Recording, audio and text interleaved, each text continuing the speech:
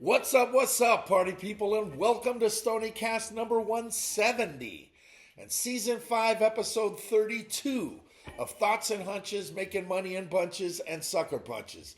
It's your boy Stony coming back at you for the 170th time, and I'd like to welcome all of my fellow criminals, lowlifes, hoodlums, scumbags, shady characters, scoundrels, heathens, altar boys with unhealthy relationships with their priests, wise guys, hustlers, foul-mouthed raging alcoholics, MLB players that have got into a fight with Bryce Harper. You know who you are. Thanks for watching. Cheats, gangsters, fienders with abusive language, degenerates. Let's face it, anybody with a massive gambling problem. If you're new to the show, hey, you probably fit into one or a few of those categories, so welcome, because you're now one of us, one of us, one of us, one of us, gooba gobba, one of us. Sorry.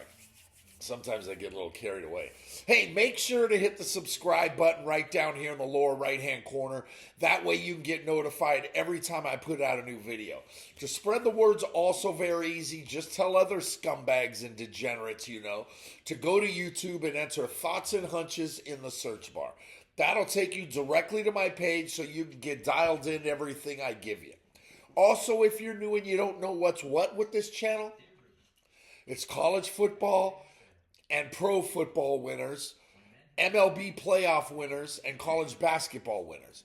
The books don't expect a guy like me to come in and deliver this many winners. I'm an outlier and I'm a disruptor. I'm like the Beastie Boys. I disrupt. Step inside the party, disrupt the whole scene! That's what I do. I go to the mattresses every single week and get the info for you to get you to the ticket, to get you to the window with a ticket to cash. Now, before I get to the picks, as usual, I have some thoughts. Give me all you got! Listen, give me all you got! That's right, Al. Round 1 is dead and gone, and it certainly wasn't horrible for me. Day 1 on Thursday was 8-8 on sides and 7-9 on totals, which simply just won't do. 15-16? No, 15-17. Really? No thanks. So what I did, I just turned it up a notch and delivered 10-6 on sides and 11-5 in totals yesterday. Doesn't get much better than that. Add it all up and it's 64%, which is as good as it gets. Now, add in the rest of the week and things are going really well. And still, don't talk to me about your bracket. All right, bracket guy? Oh, my bracket's messed up because Clemson lost. Please, it's been a chalk bracket, all right? For the most part, chalk has won. They haven't covered them all, but they've won a lot of games. So there haven't been any major upsets. You know what that means? That means we get an exciting tournament going forward now. So all these pretenders are gone and out of the way. Only the big boys are left, like your boy here, all right? Let's take a peek at the numbers. This week so far, with today and tomorrow still going, 52 wins, 37 losses, 1 push. 58.43%, another excellent week, right? NIT, 10-6, 62.5%, that's a great start. All 36 NCAA games. In the NCAA sides, I've gone 22-14. That's 61.11%. In NCAA totals, 20-15-1. That's 57.14%, which I'll also gladly take.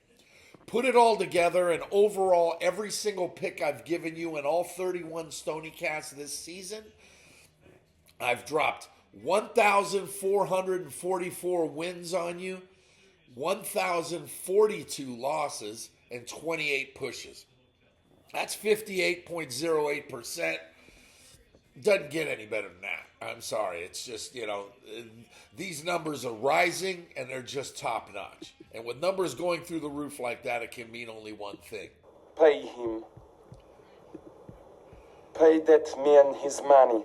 So now remember, for all these picks, they're 100% free, right? Now, for all the touts out there that are giving you 75 to 80% winners, come on.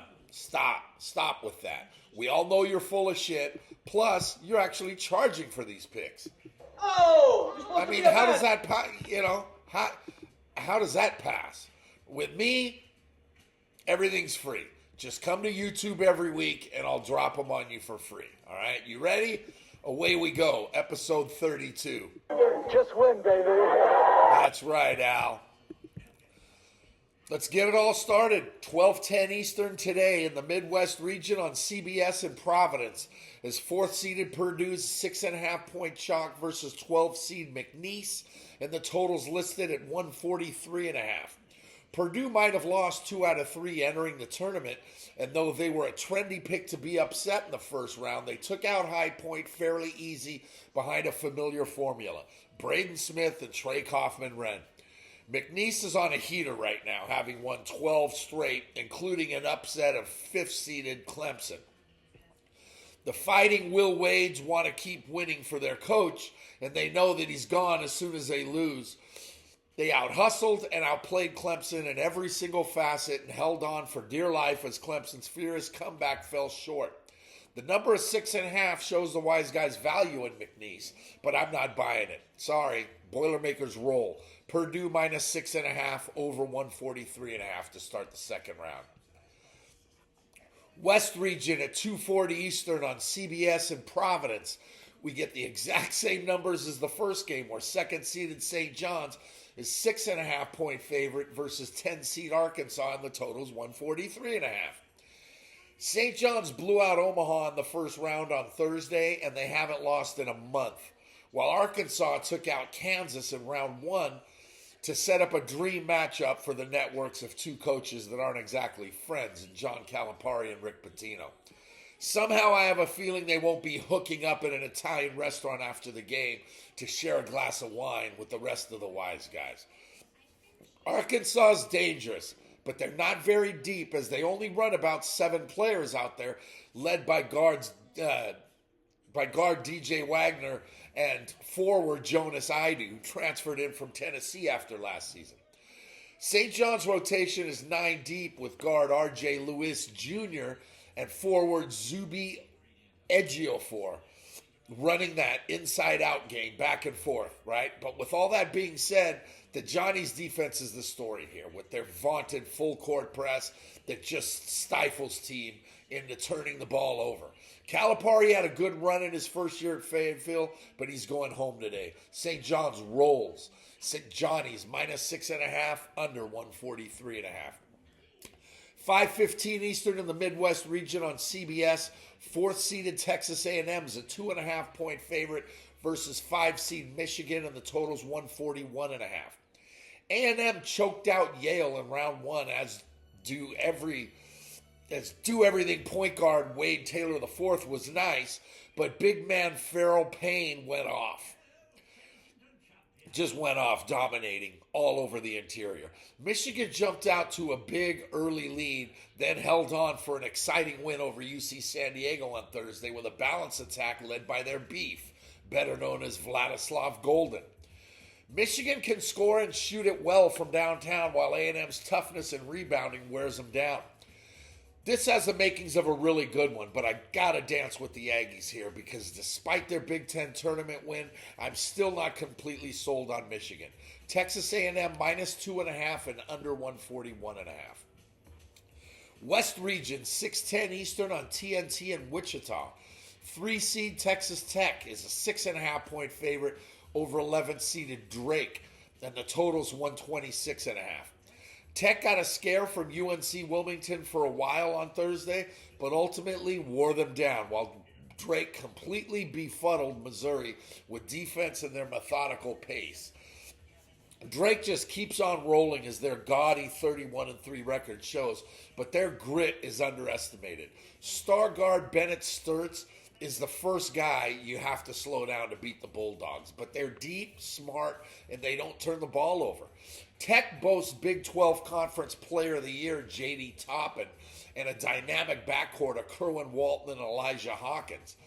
Tech's a dangerous team with the talent to win a few more games, while Drake is a team nobody wants to play right now.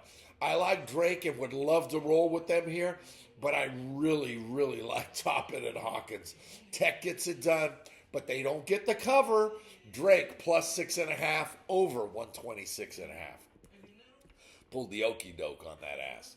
In the South Regional on TBS at 7:10 Eastern in Lexington, top-seeded Auburn's a 10-point chalk versus 9-seed Creighton, and the total's 151.5. Auburn dominated Alabama State in their opener on Thursday as guard Miles Kelly's 23 led 4 Tigers in double figures.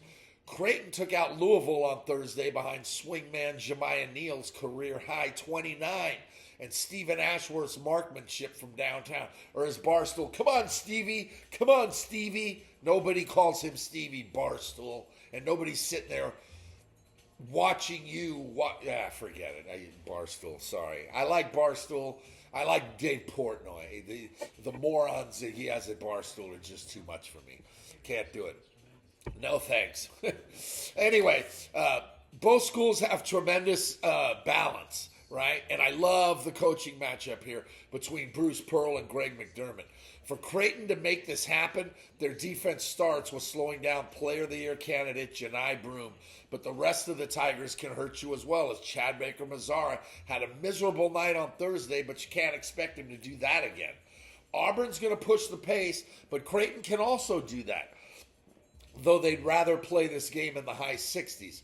Auburn gets the win and advances to the Sweet 16, but Creighton comes in with the cover because Auburn will leave that back door wide open. Creighton plus 10 over 151.5. 7:45 Eastern in the East region on CBS in Denver. Third-seeded Wisconsin's a 1.5 favorite, versus 6-seed Brigham Young, and the total set at 154.5. Wisconsin beat Montana on Thursday behind an incredibly balanced effort that sent 5 players into double digits and were never really threatened. Excuse me.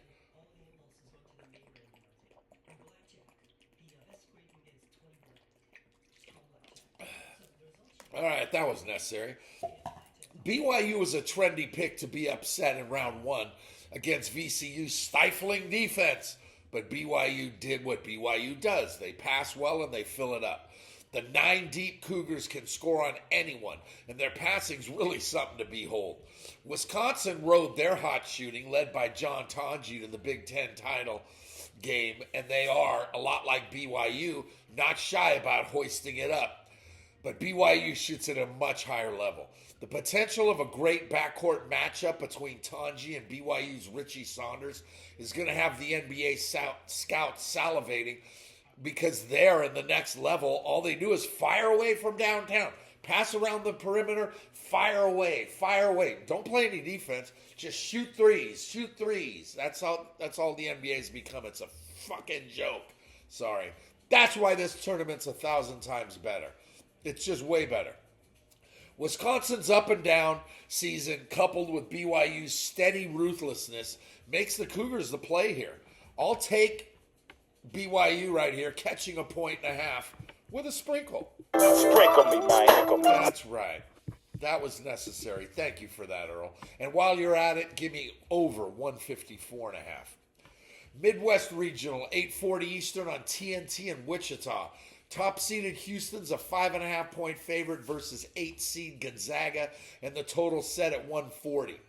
Houston crushed SIU Edwardsville by 38 points in round 1 with a balanced attack and their usual lockdown defense. Gonzaga knocked out Georgia fairly easy as guards Nolan Hickman and Khalif Battle led the way. Gonzaga point man Ryan Nembhard is one of the best in the nation, but he only took 3 shots, scored 3 points, and the Zags still hung 89 on Georgia. That's crazy. This is a different beast, though. Houston is loaded, and nobody plays harder defense than they do, and this is a true contrast of styles. The nation's number 2 scoring team in Gonzaga will try to penetrate the nation's number 3 defense, and it's just not going to happen. I like Houston, and I like Houston huge. Cougars minus 5.5 and under 140.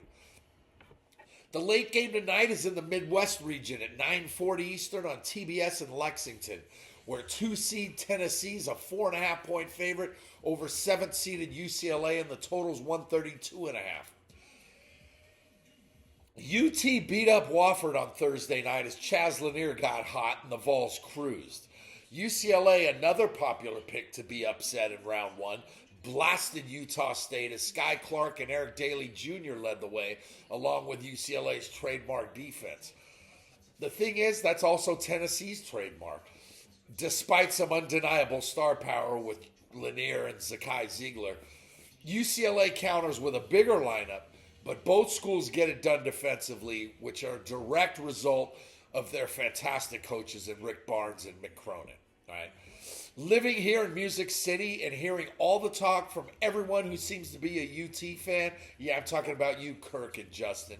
I also told them that they should just not bother seeing me anymore if UCLA pulls this one off, because I will be relentless. I'll be more relentless than I already am, and I'm going to talk a gang of shit. All right? I'm really looking forward to what has the makings of one of the most physical games of the first weekend. I like Tennessee a lot to keep on advancing, but with this one bound to be a grinded out defensive struggle, I just have to take the Bruins right here. And the points. UCLA plus 4.5. Sprinkle me, man. With a sprinkle. And while you're at it, under 132.5 to close out tonight. Now, before I get to tomorrow's picks, there are two NIT matchups today. And the first one of the day is coming up in about 2 hours.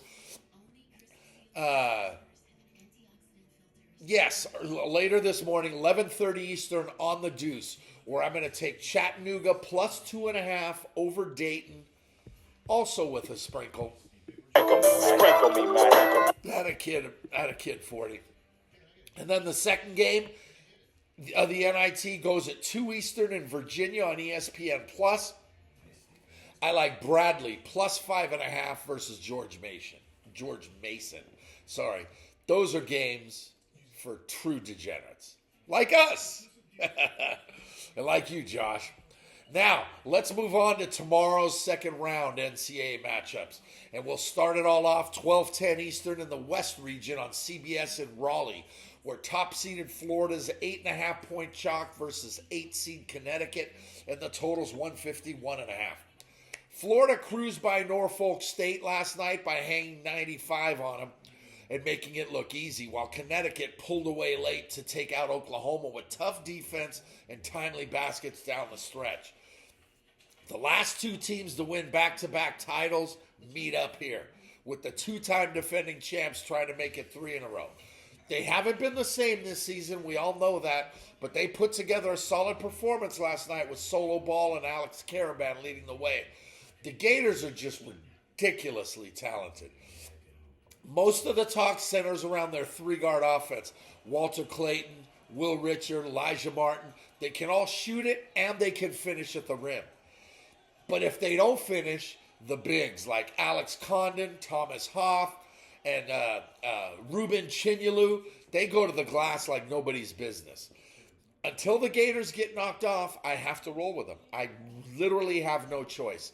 It's tough to give Dan Hurley this many points, but this Florida team's on another level. Gators minus 8.5, under 151.5. About a half hour after that one, the East Regional goes at 2:40 Eastern on CBS in Raleigh, as top seed Duke is 11.5-point favorite over 9th-seeded Baylor, and the total's 144. Duke absolutely pounded Mount St. Mary's yesterday as Tyrese Proctor led a balanced attack. But more importantly, the Blue Devils proved that Cooper Flagg is just fine. Baylor took out Mississippi State in a good one yesterday as they held on after jumping out to an early second-half lead. Duke has all the tools and look every bit like the number one seed they are and the favorite to cut down the nets in 2.5 weeks. Their defense is excellent, and they seem like they're in the top 20 in every single national category. Baylor hasn't had their best season under Scott Drew, but showed off their toughness against a good SEC team. But Baylor's inconsistency and Duke's depth gives the Blue Devils a massive edge here, and I'll be happy to take Duke and lay the 11.5 as well as under 144.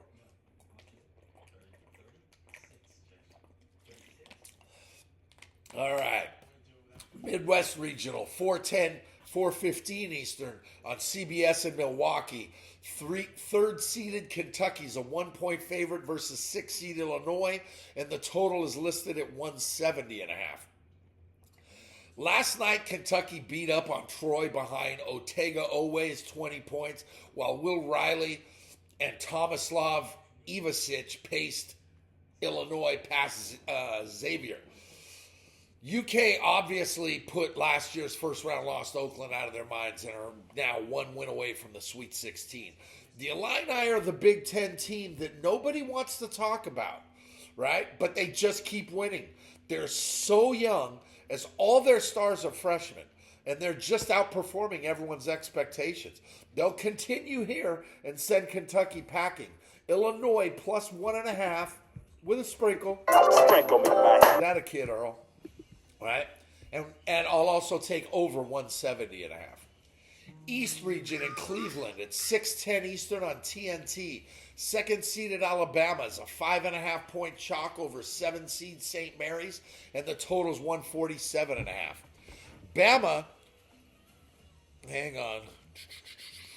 Somebody is blowing me up. Okay.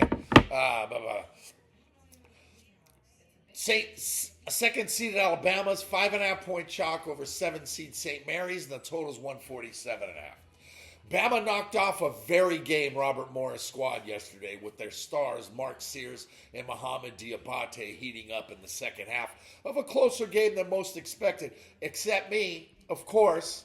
You know why? Because your boy had Bobby Moe.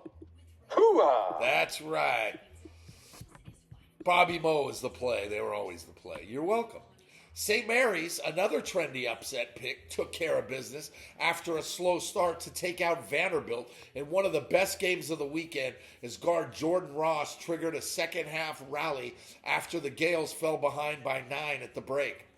This one is another contrast of styles as Bama wants to score triple digits every game while St. Mary's is just fine playing into the 50s.